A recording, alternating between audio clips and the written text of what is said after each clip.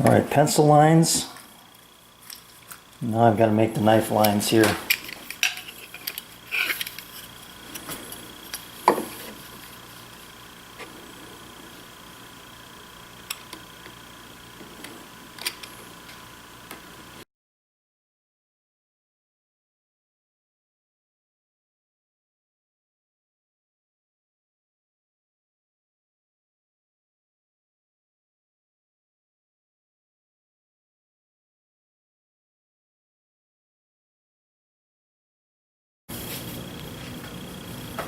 Well, for once I listened to that little voice in my head. I was going to balance it on this small piece and then decided to add a block out here. Give me that little extra support.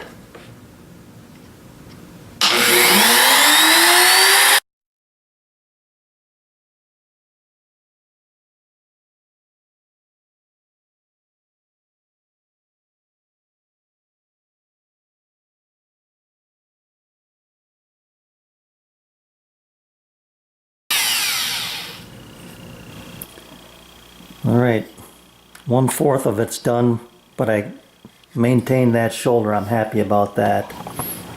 Alright. Success with the second one as well. This one doesn't want to, it's not, I mean it's a good fit, but it's not really tight. So it'll drop out if I let go, but it does fit nice. Alright, now I'm in where I should be. Alright, I'm just making sure that this stop is on the flat side and not up the round over. It is just covering the line, so that's good. So that's where I want to be.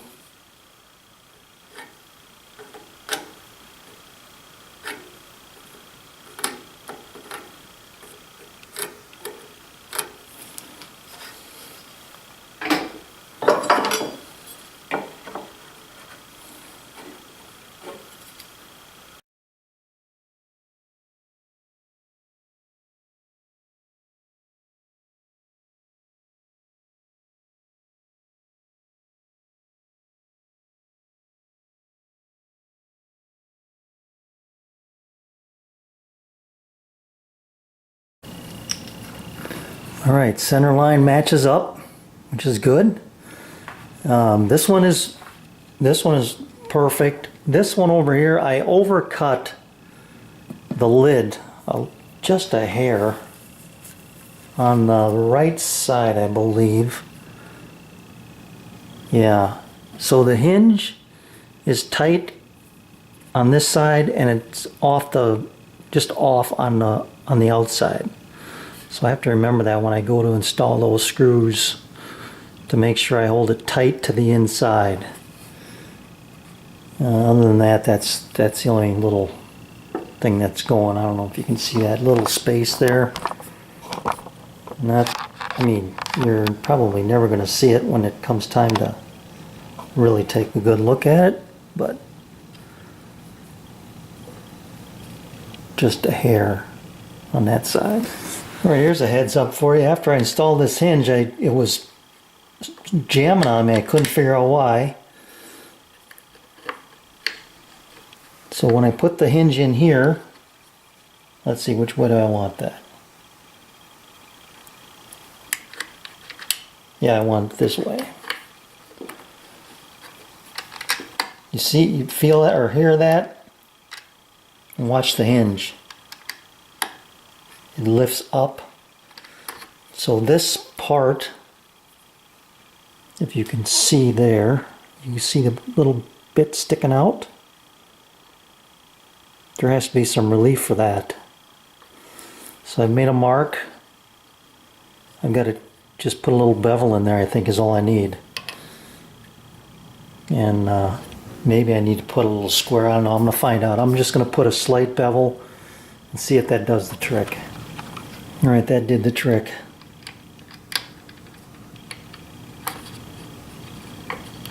It's hard for me to open that all the way up.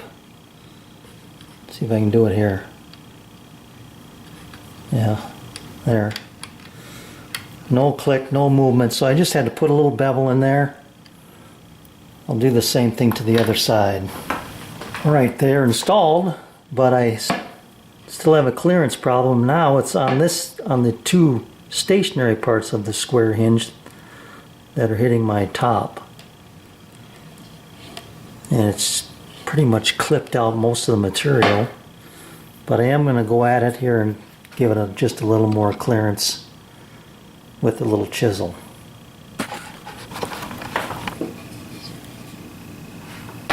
Nice.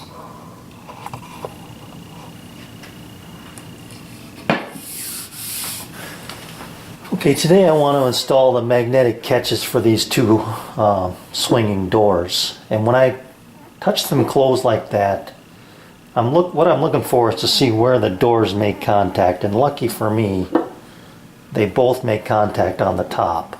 You know, I did some fine tuning on these, but so you know, I don't want to have one magnetic catch on the bottom and one on the top. That's what I'm getting at. Okay, this is the right door, and I've decided to locate the magnet. I can get it up here, hang on. 3/16 from the joint line in this direction, because it's a 3/8 diameter magnet. So center will be, and then centered on this piece as well, which is it's a fat half. And so just a hair short of a 1/16 over a half. So I'm going to say that it's going to go right about there.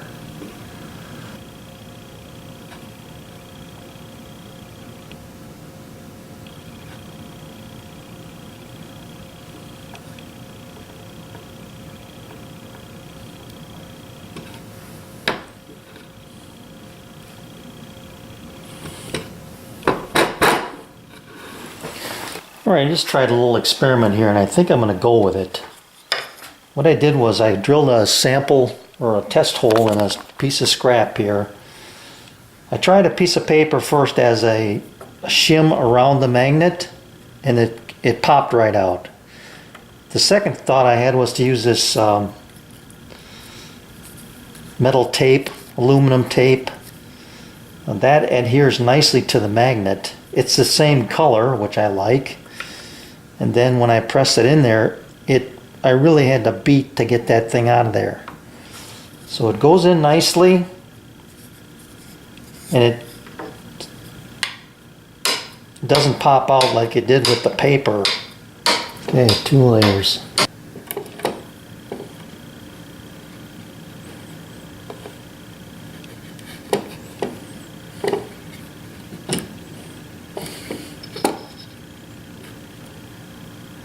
Finish pressing that in. You got a magnet on top of the magnet.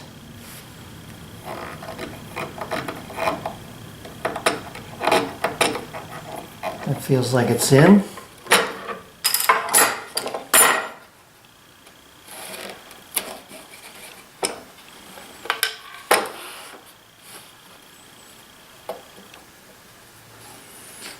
Trim this off.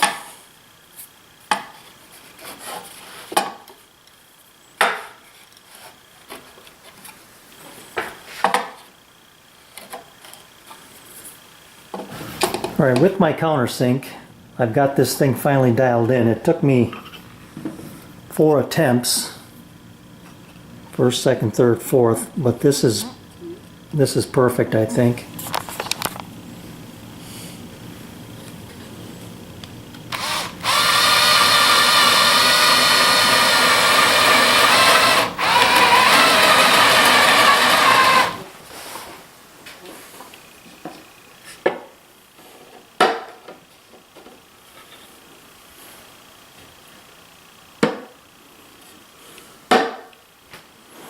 It's alive.